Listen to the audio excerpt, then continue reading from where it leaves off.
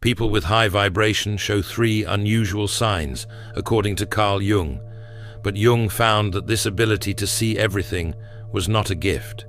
It was so dangerous, it often destroyed people. Today, I will reveal the three unusual signs that mark someone as either extraordinary or on the verge of psychological collapse. In his clinical practice, Jung documented patients with what he called differentiated perception. These were individuals who could read micro-expressions, sense hidden emotions, and perceive psychological patterns that escaped everyone else. They saw through social masks, detected lies instantly, and felt the unconscious tensions in every room. Jung called this discovery dangerous because these people consistently ended up isolated, exhausted, and unable to maintain normal relationships.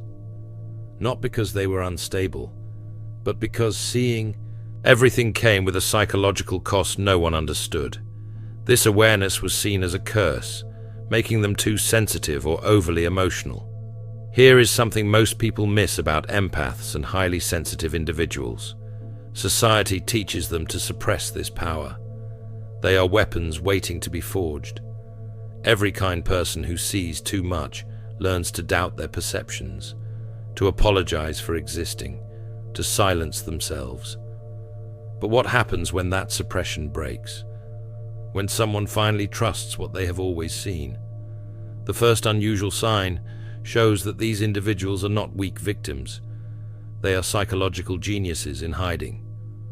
When Jung asked his patients with differentiated perception to describe their relationships, he expected scattered thoughts of damaged minds. What he discovered changed everything he thought he knew about empaths. These patients had not been broken by abuse. They had been studying it. Jung found that empaths kept detailed mental records of every person who had ever hurt them. They knew their abusers' triggers, insecurities, and deepest fears. They had mapped emotional patterns with surgical precision. It was like they maintained a strategist's war room in their minds. They catalogued micro-expressions, voice changes, behavioral patterns. They understood the psychology of manipulation better than the manipulators themselves. They could predict outcomes, forecast relationship disasters, sense betrayals months before they occurred. And here is what made Jung's blood run cold. They had never used this knowledge, not once, until something pushed them past their breaking point. These empaths process emotional information faster and more accurately than everyone else. Their brains are wired for pattern recognition in human behavior. Society had taught them that this gift was a curse. Every time they tried to voice what they saw, the lies, the manipulation, the hidden agendas, people called them too sensitive or overly emotional. They learned to silence themselves, to doubt their perceptions, to apologize for seeing what others could not.